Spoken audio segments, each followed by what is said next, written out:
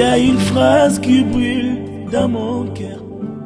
Mon cœur aimerait te dire qu'il t'aime. Tu es béni, toi qui as l'occasion d'écouter ce message inspiré des Saintes Écritures, ce message inspiré de la parole de Dieu, cette parole qui est suffisante pour te bâtir, pour te rendre agréable à Dieu, cette parole qui est suffisante pour t'aider à bâtir une intimité profonde avec Dieu, une intimité qui te conduit jusque dans la vie éternelle.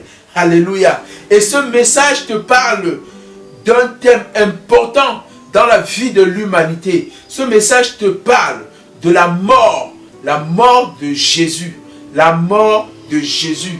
Ah, tellement de choses se sont passées autour de la mort de Jésus.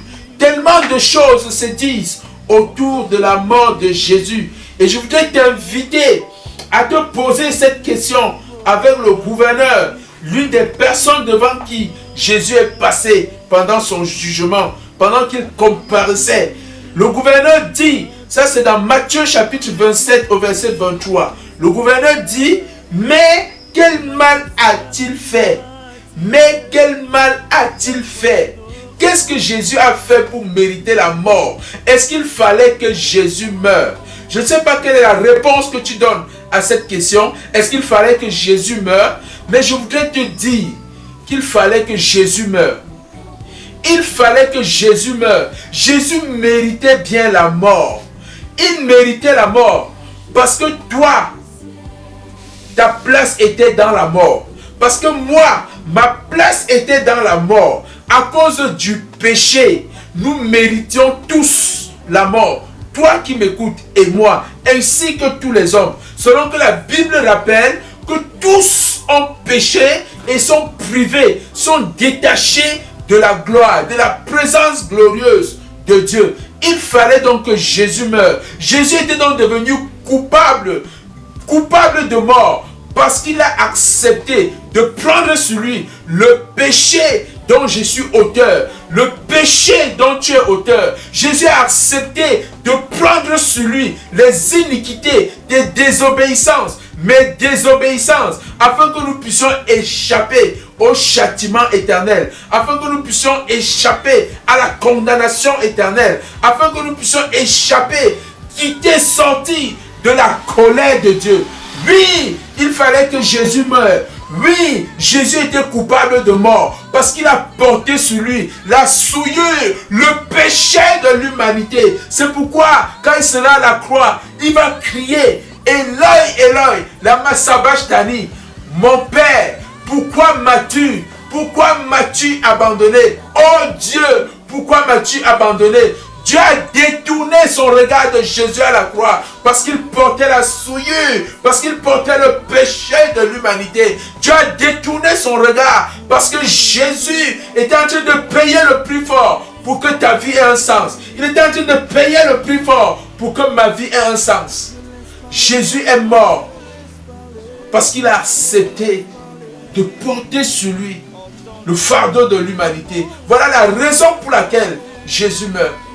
Voilà la raison pour laquelle Jésus meurt. Et c'est dommage que plusieurs n'aient pas encore saisi ce sens de la mort de Jésus, ce sens des souffrances de Jésus. Jésus est mort pour que tu ne souffres plus. Jésus est mort pour que tu ne sois plus esclave du péché. Jésus est mort pour que tu expérimentes l'amour et le pardon de Dieu. Voilà le sens de la mort de Jésus. Et comment expérimenteras-tu l'amour et le pardon de Dieu? Comment expérimenteras-tu la protection de Dieu, la protection divine, si tu n'as pas accepté ce Dieu dans ton cœur? Jésus dit, voici je me tiens à la porte et je frappe. Si quelqu'un entend ma voix, ouvre la porte, j'entrerai chez lui, je souperai avec lui et lui avec moi. Jésus frappe à la porte de ton cœur. Ouvre-lui simplement la porte de ton cœur et dis, je t'accepte Jésus comme mon sauveur et mon Seigneur. Je t'accepte parce que je comprends que c'est pour moi que tu es mort à la croix. C'était pour que je ne souffre plus dans l'esclavage du péché, que je ne souffre plus sous la colère de Dieu. Oh Jésus, est-ce que tu peux ouvrir ton cœur maintenant à Jésus et dis simplement, Seigneur, viens dans mon cœur.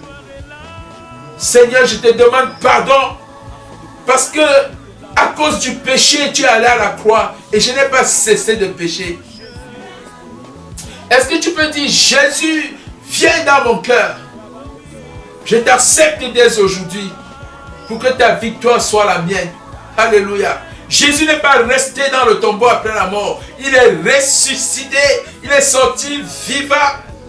C'est le signe que toi aussi, qui as accepté Jésus, toi aussi qui as ouvert ton cœur à Jésus, tu as la victoire sur la mort et tu vivras avec lui éternellement. Alléluia. C'est à partir du moment où tu as accepté Jésus que tu es délivré de la mort et tu entres dans la vie éternelle. Tu commences à vivre la vie avec Dieu et ce sera jusque dans l'éternité. Que Dieu te bénisse pendant que tu prends la décision de réaliser, d'accepter Jésus comme ton sauveur et ton Seigneur. Pendant que tu prends la décision d'accepter Jésus afin de quitter la colère de Dieu pour expérimenter l'amour et le pardon de Dieu. Ouvre ton cœur à Jésus. Ouvre ton cœur à Jésus. Ouvre ton cœur à Jésus. Ouvre ton cœur à Jésus. C'est pour toi qu'il est mort. C'est pour toi qu'il est allé à la croix.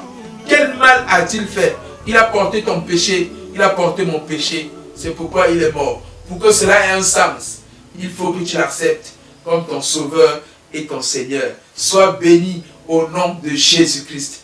Amen. Mon enfant, tes péchés te sont pardonnés.